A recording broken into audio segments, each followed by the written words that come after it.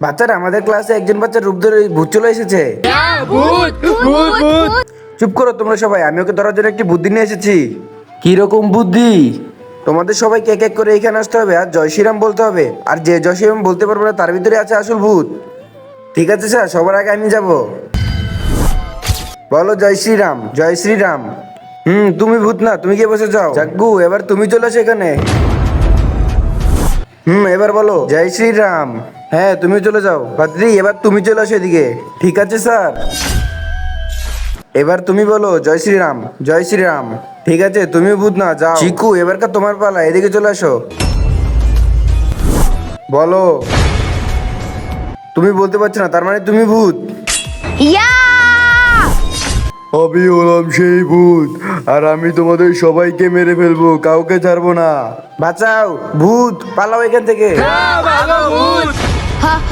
এই ভিডিওর পরবর্তী দেখতে হলে ভিডিওতে লাইক করে কমেন্ট বক্সে পার্ট লিখে যাও।